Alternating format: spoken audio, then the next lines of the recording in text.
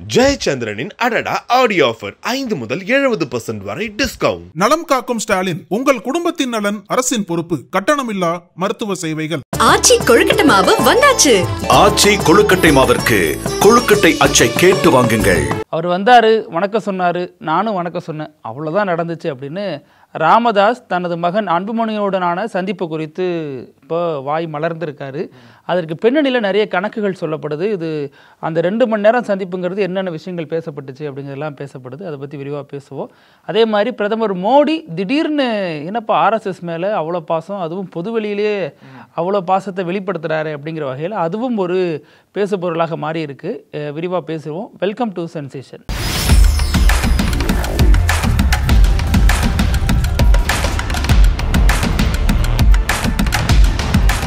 வணக்கம் பிருத்திவி. வணக்கம் அழகு. நேற்றைக்கு இந்தியாவோட சுதந்திர தினம் இல்லையா?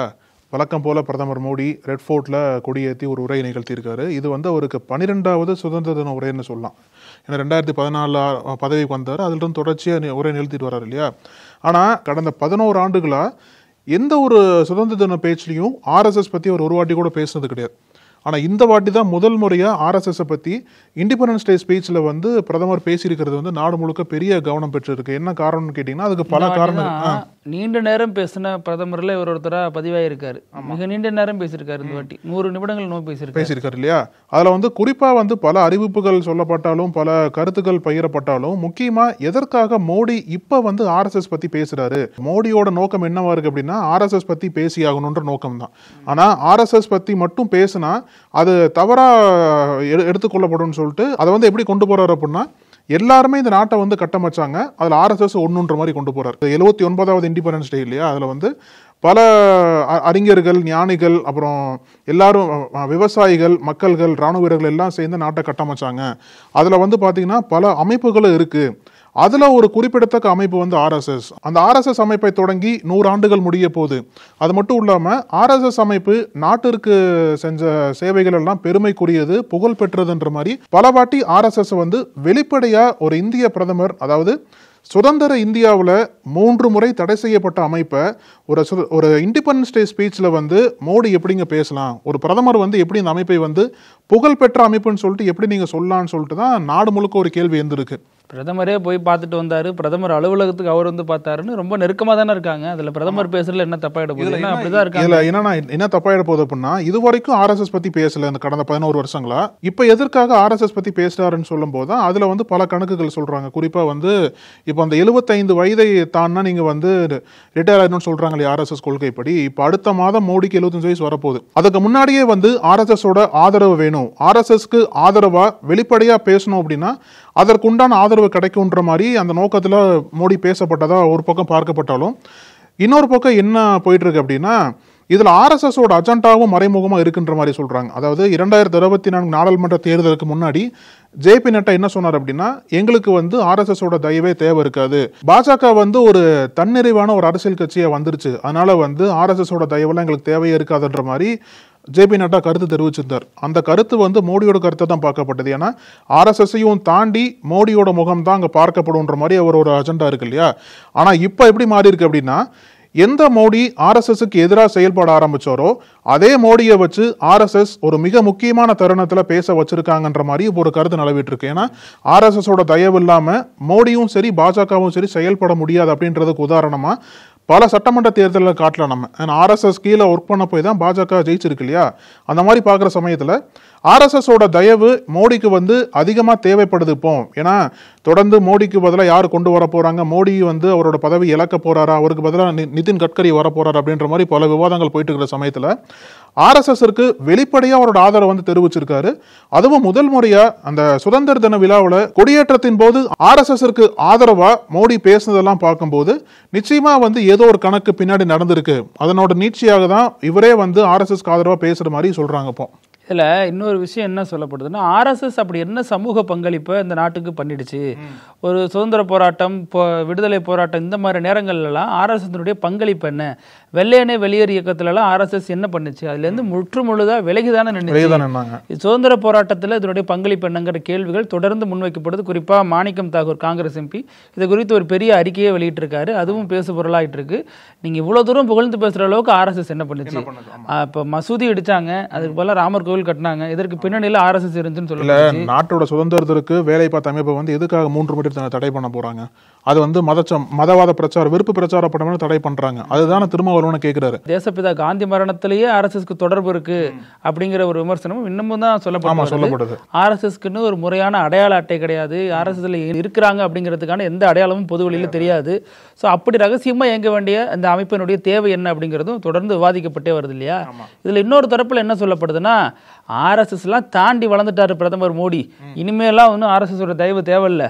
ஆனாலும் பிரதமர் மோடி இன்க்ளூசிவ் பாலிடிக்ஸ் தான் எதிர்பார்க்கிறாரு, அவங்களையும் அரவணைச்சு அடுத்த கட்டத்துக்கு போகும் அப்படிங்கிறது தான் பிரதமரினுடைய நோக்கமாக இருக்குன்னு சொல்லப்படுது.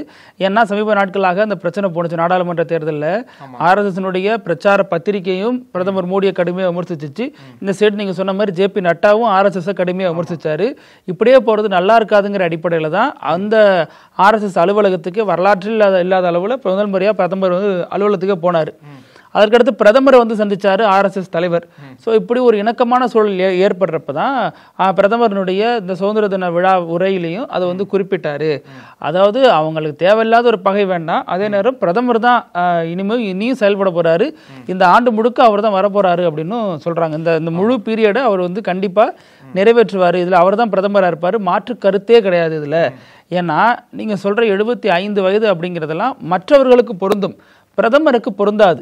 பிரதமருக்கு விதிவிலக்குகள் உண்டு அப்படிங்கிற மாதிரி சொல்லப்படுது. பிரதமர் வந்து ரொம்ப ஸ்ட்ராங்கான ஒரு பேசு. இப்போ அவர் இல்லாத நேரத்தில் வேற யார் பிஜேபியை ஒருமுகப்படுத்த முடியும்? இன்னொருத்தர் அந்த ஒரு ஃபிகர் இருந்தா காட்டுங்க, இதை வந்து நம்ம பேசலாம் அப்படிங்கிறதும் பாஜக போயிட்டு இருக்கு. நீங்க சொன்ன மாதிரி நிதின் கட்கரிய அந்த ஒரு ரேஸ்ல தான் இருக்காரு. ஆனா ரொம்ப நாளமா இருக்காரு, ரொம்ப காலமா இருந்துகிட்டே இருக்காரு, ஒழிஞ்சு அவரால் முன்னுக்கு வர முடியல. என்னதான் ஆர்எஸ்எஸ் பின்னாடி ஒரு தேர ஜேசிபி வச்சு தள்ளுற மாதிரி அவர் முன்ன கொண்டாந்து வச்சாலும் அவரால் முழுக்க தன்னை முன்னிலைப்படுத்த முடியல. ஏன்னா அவர் வந்து அந்த ஒரு ஃபேஸ் வேல்யூ கிடையாது. பிரதமர் மோடிக்கு எளிய மக்கள் மத்தியில் ஒரு செல்வாக்கு இருக்கு, விரும்பினாலும் விரும்பாட்டியும் அது உண்மைதான். ஓபிசியினுடைய தலைவராக அவர் உருவாகியிருக்காரு, அது வந்து களத்தில் உண்மை. அவர் பண்ற திட்டம், செயல் திட்டம், இதெல்லாம் வேற சில விஷயங்கள். அவர் வந்து அம்பேத்கருக்கு மாலை போட முடியும், அவரால் நெருங்கி இயல்பா மக்களோட பழக முடியும், அதுதான் அவருக்கான பிளஸ். ஆர்எஸ்எஸ்னுடைய முழு பிரச்சார பீரங்கியா இருக்கக்கூடிய நிதின் கட்கரி போன்றவர்களால் அதை பண்ண முடியாது. இன்னும் சொல்ல போனா பிரதமருக்கு அடுத்த இடத்துல வந்து யோகி ஆதித்யநாத் கூட இன்னும் வர முடியாது. அதற்கு பதிலாக வேறு சிலர் தான், குறிப்பாக ஓபிசி தலைவர்கள் போன்றவர்கள் தான் அதிகம் முன்னிலைப்படுத்தப்பட போறாங்க. யோகி ஆதித்யநாத் மேல பல புகார்கள் இருக்கிறதுனால அவருக்கும் அந்த வாய்ப்புங்கிறது ரொம்ப கம்மி தான் அப்படிங்கிற மாதிரி சொல்லப்படுது. இது பிரதமரனுடைய பெருந்தன்மையை தான் காட்டுது அப்படிங்கிறது தான் பிஜேபி சொல்லக்கூடிய ஒரு கன்க்ளூஷனான ஒரு ஐடியாவா இருக்கு. இது இன்னொரு கருத்து பாஜக என்ன சொல்லிட்டு வராங்க அப்படின்னா, வரக்கூடிய அக்டோபர்ல ஆர்எஸ்எஸ் ஆரம்பிச்சு 100 ஆண்டு முடிய போது போல, அதன் காரணமாக தான் பிரதமர் மோடி அங்க பேசினாருன்னு சொல்லிட்டு சொன்னாலும், இதற்கு முன்னாடி இந்த மாதிரி ஒரு அமைப்பை குறிப்பிட்டு பிரதமர் வந்து எங்கேயாச்சும் பேசியிருக்காரு இண்டிபெண்டன்ஸ் டே ஸ்பீச்ல பாத்தீங்க அப்படின்னா பெரிய கேள்விக்குறி தான். அப்படி இருக்கிற சமயத்துல இது சர்ச்சைக்கும் பெரிய காரணமா இருக்கு. இப்ப திருமாவளவன் என்ன சொல்றாரு அப்படின்னா, மோடி வந்து தன்னை வந்து ஆர்எஸ்எஸ் தயாரிப்பு அப்படின்றத மீண்டும் நிரூபிச்சிருக்காரு அப்படின்ற மாதிரி ஒரு கருத்து பதிவிட்டிருக்காரு. இப்படிலாம் பார்க்கும்போது நீங்க ஒரு பக்கம் ஆர்எஸ்எஸ்க்கு ஆதரவா இருங்க, ஆர்எஸ்எஸ்க்கு இன்க்ளூசிவ் பாலிடிக்ஸ் எல்லாம் பண்றது ஒரு பக்கம் இருந்தாலும், ஒரு இண்டிபெண்டன்ஸ் டே ஸ்பீச்ல, அதாவது இண்டிபெண்டன்ட் இந்தியால 3 முறை தடை செய்யப்பட்ட இயக்கத்தை பத்தி எப்படி நீங்க பேசலாம் அப்படின்ற கேள்விதான் பெரிய கொந்தளை ஏற்படுத்தி. தடை செய்யப்படல இல்ல, அதனால பேசுறேன் அப்படிம்பாங்க. இதுல எனக்கு என்ன பதட்டமா இருக்குன்னா, பிரதமர் மோடி சாயந்தரம் டிவியில வராருனாலே நமக்கு பயமாயிடும். என்னடா தீபாவளிக்கு ரெட்டிப்பு பரிசு தர போறோம் அப்படிங்கிறாரு. அது என்ன பரிசு பக்கு பக்குன்னு இருக்கு, ஏன்னா ஜிஎஸ்டில குறைக்கிறேங்கிறாரு. இருந்தாலும் சொன்னதை விட எக்ஸ்ட்ரா ஒண்ணு செஞ்சிருவாரு அப்படிங்கறதா என்ன அப்படின்னா, எதிர்கட்சி ஆளுங்க மாநிலம் என்ன கேட்கறாங்க அப்படின்னா, நாங்க கொடுத்த ஜிஎஸ்டி திருப்பி தரதே பெரிய பரிசு தான், அதையாச்சும் கொடுங்கன்ற மாதிரி தான் கேட்பாங்க அவங்க. அது தமிழக அரசு தான் தொடர்ந்து அதை கேட்டுட்டு இருக்கு. அந்த ஒரு இதுல எனக்கு என்னன்னா, இப்ப தீபாவளி பரிசு தரங்கிறாரு, தீபாவளி பரிசு அக்டோபர் மாசம் வருது, அப்ப தரப்போறாரு. செப்டம்பர்லயே இவருக்கு 75 வயசு முடிஞ்சிடும். அப்ப ஆர்எஸ்எஸ் எதுவும் பரிசு தந்துருமா அப்படிங்கறதும் விமர்சனத்துக்குரியதா ஒன்னா இருக்கு.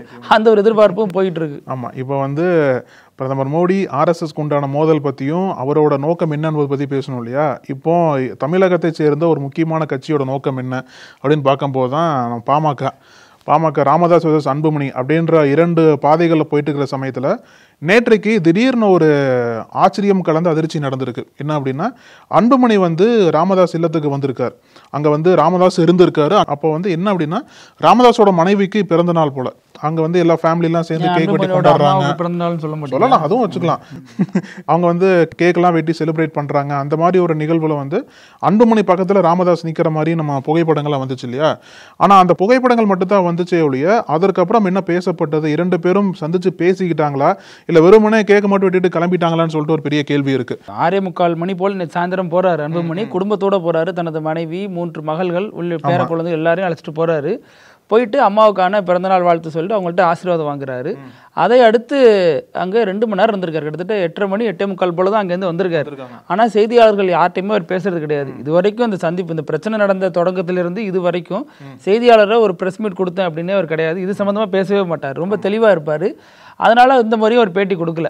ஆனா ராமதாஸ் சும்மா இருக்க மாட்டார் இல்லையா? இன்னைக்கு அவர் பேட்டி கொடுத்தார். ஆனா இதுக்கு முன்னாடி என்ன பேசப்பட்டது அப்படின்னா, இந்த சந்திப்புல வந்து நாளைக்கு ராமதாஸ் வந்து சிறப்பு பொதுக்குழு கூட்டத்தை நடத்த போறார்ல, அது வந்து அது குறித்து அன்புமணி வந்து ராமதாஸ் பல தகவல்கள் பகிர்ந்துட்டதாகவும், இவங்க 2 பேரும் ஒன்னா வந்துட்டாங்க, அதனால வந்து நாளைக்கு நடக்கக்கூடிய பொதுக்குழு கூட்டம் நடக்காதுன்னு சொல்லிட்டு பல வதந்திகள் பரப்பப்பட்டது.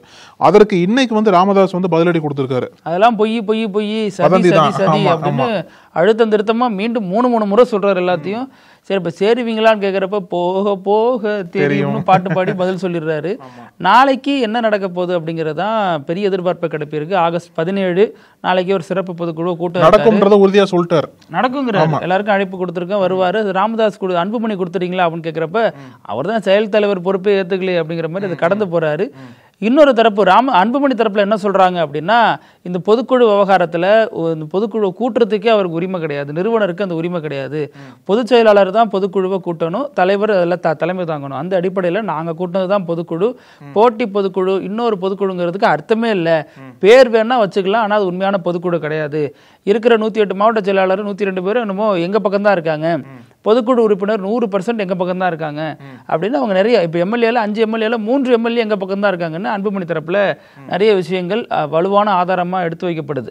ஆனா ராமதாஸ் என்ன நம்பிக்கிட்டு இருக்காரு அப்படின்னா, எப்படி இருந்தாலும் நம்மளை வந்து நிர்வாகிகள் கைவிட்டுற மாட்டாங்க, நம்மளால வளர்ந்தவங்க கைவிட்டுற மாட்டாங்க அப்படிங்கிற ஒரு நம்பிக்கையின் அடிப்படையில் தான் அந்த பொதுக்குழுவை கூட்ட போறாரு. அந்த பொதுக்குழுவில் ராமதாஸ் வந்து அன்புமணி மீது சில நடவடிக்கைகள் எடுப்பாரு அப்படிங்கிறதும் சொல்லப்படுது. ஏன்னா நேற்றைய எபிசோட்ல கூட பேசியிருந்தோம், ரொம்ப மனவேதனையை தருது அவருக்கு. ராமதாஸுக்கு வந்து இந்த விவகாரத்தை ஏத்துக்கவே முடியல, பலர்ட்டையும் சொல்லி புலம்புறாரு. இந்த மாதிரி பண்ணிட்டாரு, அந்த நாற்காலியெல்லாம் போட்டு வச்சதுக்கு பதிலாக அதுக்கு பதிலாக 2 ஊதுபத்தி மாலையும் போட்டு வைக்க வேண்டியதானே அப்படிங்கிற மாதிரி தனது மனத்தாங்கலை வெளிப்படுத்தியிருக்காரு அப்படிங்கிறதும் பார்த்தோம். ஸோ அதன் நீட்சியாக இப்போ என்ன சொல்றாங்கன்னா, அப்பாவை சமாதானப்படுத்துறது தான் வந்திருக்காரு. வந்ததுக்கு காரணம் என்னமோ அம்மாவினுடைய பிறந்த நாள்னு சொல்லிட்டு வந்தாலும் அப்பாவை சமாதானப்படுத்தணும். ஏன்னா நாளைக்கு பொதுக்குழு கூட்டுறாரு, ஸோ ஒரு நாள் முன்னாடியே போயிட்டு அவர் வந்துட்டு வணக்கம் சொல்லியிருக்காரு. அவரும் பதிலுக்கு வணக்கம் சொல்லியிருக்காரு. அதுக்கப்புறம் ஒரு உரையாடல் 2 பேருக்குள்ள நடக்கல அப்படிங்கிறதா தகவலா இருக்கு. இதையத்தான் ராமதாஸும் உறுதிப்படுத்துறாரு, வேற எதுவும் நாங்க பேசல அப்படிங்கிறாரு. அது மட்டும் இல்லாம பேச முயற்சி மருமகள் மூலமா நடந்ததாகவும் சொல்லப்படுது. ஆனாலும் ராமதாஸ் ரொம்ப பிடிவாதக்காரர் இல்லையா? பொதுவெளியில மைக்க போட்டு ஊரை கூட்டி என்னை இவ்வளவு அசிங்கப்படுத்திட்டு இப்ப எப்படி நான் வந்து இணங்கி போறது? அம்மாவுக்கு பர்த்டே அவர் வந்திருக்காரு, என் மனைவிக்கு பர்த்டே நானும் அங்க இருந்தேன் அப்படிங்கிற மாதிரி தான் அந்த விஷயத்தை கடந்திருக்காரு. அது மட்டும் இல்லாம அவர் ரொம்ப தீர்க்கமா இருக்காரு. இது வந்து ஒரு ஈகோ பாலிடிக்ஸா மாறிடுச்சு. தந்தை மகன் மோதல்ங்கிறத தாண்டி, கட்சி ரீதியான மோதல்ங்கிறத தாண்டி, நீ பெரியவரா நான் பெரியவரா, என் அனுபவம் சிறந்ததா உன் அனுபவம் சிறந்ததா பாத்துடலாம். ஏன்னா நிர்வாகிகள் அத்தனை பேரும் அன்புமணி பக்கம் போனதை இவரால் ஏற்றுக்கவே முடியல. எனக்கு வயசாயிடுச்சுங்கிறதுனால இப்படி விட்டுட்டு போறது நியாயமா அப்படிங்கிறதா அவரது மனக்குமுறலா இருக்கு. நாளைக்கு என்ன நடக்கும் அப்படின்னு சொல்றாங்கன்னா, ஏற்கனவே அவர் ஒரு உயில் எழுதி வச்சுதான் நம்ம ராங் கால்ல செய்தி வந்திருக்கு. அதாவது ராமதாஸ் வந்து என் மகனுக்கு எனக்கு சம்பந்தமே இல்லை, எனக்கு எதுனாலும் அவர் வரக்கூடாதுங்கிற மாதிரி ஒரு உயில் எழுதி வச்சுட்டு நாளைக்கு பொதுக்குழுவில் அவர் மீது எடுக்கக்கூடிய நடவடிக்கைங்கிறது அவர் கட்சியை விட்டு நிற்கிறதுக்கான வாய்ப்புகளே ரொம்ப அதிகமா இருக்கு அப்படிங்கிற ஒரு கருத்தும் சொல்லப்பட்டு வருது. இப்போ ஏற்கனவே வந்து ராமதாஸ் வந்து அந்த வன்னியர் சங்க அந்த பெண்கள் மாநாடு நடத்தினார் இல்லையா, அங்கேயே வந்து அவரோட பலத்தை வந்து காட்டியிருந்தாரு. ஏன்னா அவ்வளோ பெண்கள் வந்து அந்த மாநாட்டுக்கு திறன் நடந்தாங்க. அது வந்து அன்புமணிக்கு கொடுக்கும் பதிலீடே தான் பார்க்கப்பட்டது. இப்போ இதே மாதிரி நாளைக்கு நடக்கக்கூடிய சிறப்பு பொதுக்குழு கூட்டம் கூட அப்படிதான் பார்க்கப்படும். அப்படி பார்க்குற சமயத்தில் குடும்ப உறுப்பினர்களாலேயே 2 பேரையும் சேர்த்து வைக்க முடியலையே, அப்போ யார் வந்தா இவங்க 2 பேர் சேருவாங்கன்ற ஒரு கேள்வி வந்து கட்சிக்குள்ள பெருசா எழுந்திருக்கு. உறுப்பினர்களை சொல்றீங்க, நீதிபதியாலே சேர்த்து வைக்க முடியல. நீதிபதி அது என்ன சர்ச்சையானுச்சுன்னா, தூய்மை பணியாளர்கள் போராட்டத்தப்ப அரசுக்கும் தூய்மை பணியாளர்களுக்கும் இடையில மத்தியஸ்தம் பண்ண நீதிபதி வரல, ஆடிட்டர் குருமூர்த்தி வரல. ஆனா அதையெல்லாம் தாண்டி பாமக மேட்டர் அவ்வளவு முக்கியமானதா அப்படிங்கிற விமர்சனம் இப்ப மேலெழும்ப வந்துச்சு இந்த விவகாரத்துல. நீதிபதி வந்து 2 பேரையும் கூப்பிட்டாரு. ஆமா, கூப்பிட்டு வெளிப்படையாகவே கூப்பிட்டாரு. அதுக்கு ராமதாஸ் வரல. ஆனால் ரொம்ப பிடிவாதமாக இருக்கார் அவர். இதற்கெல்லாம் காரணம் பொதுவெளியில் தான் அவமதிக்கப்பட்டது தான் காரணம். அதுவும் தனது மகனாலேயே அவமதிக்கப்பட்டதான் அவரால் ஏற்றுக்கவே முடியல. இது தனது பெரிய ஒரு போராட்டமாக தான் இருக்குது. அவர் மன ரீதியாக இன்னுமே அவர் சாந்தமாகலை. அவரால் அது ஏற்றுக்கவே முடியல. தனி அறையில் பேசியிருந்தா எல்லாத்துக்கும் சொல்யூஷன் வந்திருக்கும். ஆனால் பொதுவெளிக்கு கொண்டு வந்ததே இதை வந்து அன்புமணி தான். ஒரு கட்டத்துக்கு மேலே அதை அடுத்தடுத்து கடத்து நகர்த்தி போயிட்டாரு. வெளிப்படையாக விமர்சிக்காவிட்டாலும் தனிப்பட்ட முறையில் மிக மோசமாக அவரை இது பண்ணிட்டாரு. அப்படி ஏன்னா அவரே சொல்லியிருக்காரு, அடிச்சிருக்காரு, போயிருக்காருன்னு. அதையும் தாண்டி அந்த நிர்வாகிகளை தன் பக்கம் எடுத்துக்கிட்டது. அவர் வந்து இத்தனை வருடங்களாக அவர் உயிருக்கு மேலாக வச்சிருந்த அந்த கட்சி, அதில் 1000 விமர்சனம் இருக்கலாம், அதெல்லாம் வேற. ஆனால் அவர் அந்த கட்சியை நேசிச்சாரு. அதை கண்ணிமைக்கும் நேரத்தில் தன் பக்கம் திருப்பினதை அவரால் அந்த ஏமாற்றத்தை தாங்க முடியல. நாளைக்கு சிறப்பு குழுவில் ஒரு முடிவெடுக்க போறாரு. அதில் எத்தனை நிர்வாகிகள் இங்கிருந்து அங்கே போவாங்களா, கட்சியை உருவாக்கி இத்தனை பேரை வளர்த்து விட்ட ஐயாவுக்கு விசுவாசமா இருப்பாங்களா, அல்லது நாளைய எதிர்காலம் அப்படின்னு நம்பப்படுகிற அன்புமணியின் பின்னாடி நிர்வாகிகள் அணி திரண்டு நிற்பாங்களா அப்படிங்கிறத நாளைய பெரிய எதிர்பார்ப்பா இருக்கு. இந்த கேள்விக்கு வந்து நாளைக்கு ராமதாஸ் அளிக்கக்கூடிய பதில் என்னவா இருக்க போகுது, அடுத்தவர் எடுக்கக்கூடிய முடிவு என்னவா இருக்கிறது போன்றது நாளைக்கு நம்ம தெரிஞ்சுக்கலாம். இதுல அன்புமணி தரப்புல என்ன சொல்லப்படுது அப்படின்னா, அன்புமணி வந்து ஒரு இமேஜ் பெர்செப்ஷனை உருவாக்குறாரு. என்ன அப்படின்னா, மீண்டும் மீண்டும் தான் வழியக்கு போய் தந்தையோட பேசுறேன், ஆனா அவர் தான் என்கிட்ட பேச மாட்டேங்கிறாரு, என் பக்கம் வரமாட்டேங்கிறாருங்கிற ஒரு இமேஜை உருவாக்க தான் மீண்டும் மீண்டும் அவர்கிட்ட போறாரு. பொதுக்குழு அந்த இவர் நடத்தின பொதுக்குழு மேடையிலே வந்து தந்தைக்குன்னு ஒரு நாற்காலி போட்டார். வருவாருன்னு எதிர்பார்த்தாரு, வரல. ஏன்னா இன்னும் தொண்டர்கள் ராமதாஸ் பக்கம் இருக்காங்கன்னு சொல்லப்படுற நேரத்துல இந்த ஒரு இமேஜ் அவருக்கு கை கொடுக்கும். தந்தைகிட்ட இறங்கிதான்ப்பா போறாரு, அவர் தான் கோவத்துல இருக்காரு அப்படிங்கிற ஒரு சிந்தனை உருவாக்கும். அதுதான் அவரது அரசியல்ங்கிறாரு. அதைத்தான் ராமதாஸ் பூடகமா செய்தியாளர் சந்திப்புல திட்டமிட்ட செயல், திட்டமிட்ட சதிங்கிற அடிப்படையில் அதை விமர்சித்திருந்தாரு. இப்போ நிகழ்ச்சியினுடைய இறுதி பகுதி இப்படி எல்லாமா நடக்கும் அப்படிங்கிறது வந்திருக்கும். இது எங்க நடந்திருக்குன்னா, ஆஸ் யூஸ்வல் நம்ம ஊபி உத்தரப்பிரதேசம். இந்த முறை எங்க நடந்திருக்குன்னா சட்டமன்றத்தில் நடந்திருக்கு. உத்தரப்பிரதேசத்தில் மழைக்கால சட்டமன்ற கூட்டத்தொடர் நடந்துகிட்டு இருக்கு. அதுல மீன்வளத்துறை அமைச்சர் சஞ்சய் நிஷாத் அந்த கூட்டத்தொடருக்கு வந்திருக்காரு. வந்தவர் ஃபங்க்ஷனை டக்குன்னு உள்ளே போயிட்டாரு. ஏன்னா லேட்டாக இருந்துருப்பார் போருக்கு. உள்ளே போயிட்டு எல்லா டிபேட்லாம் பயங்கரமாக பண்ணிட்டு ஆனல் பறக்க வந்துட்டு வெளில வந்து பார்க்குறாரு, காரை காணும். இங்கேருந்து கார் எங்கேயா அப்படின்னு கேட்டார். அது உங்கள் கார் தானே சார், தூக்கிட்டு போயிட்டுருக்காங்க பாருங்க அப்படின்னு. என் கார் யார் தூக்குறது, அந்த அளவுக்கு யாருக்கு தைரியம் வந்துச்சுன்னு பார்த்தா ஒரு போலீஸ் தூக்கிட்டு போயிட்டு இருந்திருக்காரு. என்ன ஏதுன்னு விசாரிச்சா, நீங்கள் பாட்டு காரை அப்படியே போட்டு போயிட்டீங்க, அவ்வளோ டிராஃபிக் ஆகிடுச்சு சார், எங்களுக்கு என்ன தெரியும் யார் காராக இருந்தா என்ன அப்படின்னு. அது ஒரு விமர்சனமாக இருக்குது. வெள்ளை நிற ஃபார்ச்சுனர் காரு. இது எப்படி எடுத்துக்கிறதுன்னு தெரியல. போலீஸ் வந்து அமைச்சராகவே இருந்தாலும் இந்த வேலையை பண்றாங்கன்னு எடுத்துக்கிறதா, அல்லது அமைச்சர்காருன்னு தெரியாம அதை பண்ணிட்டாங்க அப்படின்னு எடுத்துக்கிறதான்னு தெரியல. ஒரு லேட்டர்னு சொல்லிட்டு அசம்பிளிக்குள்ளே கார் விட்டாரு. ஆமா, அசம்பிளிக்குள்ளே விட்டுருக்கலாம். ஏன்னா அந்த மாதிரி தான் பண்ணிட்டு போயிட்டாரு. மழைக்கால கொடுத்துரு, மழை பெஞ்சு ரோட்ல நனைஞ்சிரும் சொல்லிட்டு அசம்பிளிக்குள்ள இருக்கலாம். ஆனா போலீஸ் வந்து இதுல ரொம்ப உறுதியான ஒரு நடவடிக்கை எடுத்திருக்காங்க அப்படின்னு ஒரு பக்கம் சொல்லப்படுது. இன்னொரு பக்கம் அதெல்லாம் இல்லைங்க, தெரியாம பண்ணிட்டாங்க, அமைச்சர்காரன் தெரிஞ்சா கை வைப்பாங்களா அப்படிங்கிற மாதிரி விமர்சனங்கள் போயிட்டு இருக்கு. இதே மாதிரி திங்கட்கிழமைக்கும் பல செய்திகளோட சந்திக்கலாம். அழகு, நன்றி. தொடர்ந்து பேசலாம். நன்றி. நக்கீரன் டிவிக்கு சப்ஸ்கிரைப் செய்யுங்கள். உங்கள் ஆதரவே எங்கள் பலம். ஆசிரியர்களுக்கு நண்பனாகவும் மாணவர்களுக்கு ஆசானாகவும் திகழும் தேர்வு வழிகாட்டி. ஒவ்வொரு பாடத்திற்கும் அனுபவமிக்க ஆசிரியர்களின் துல்லியமான தெளிவான விடைகள். CNC இருக்கு, தேர்வு பயம் எதற்கு? இது தீரன் பப்ளிஷிங் ஹவுஸ் விற்பனை வெளியீடு.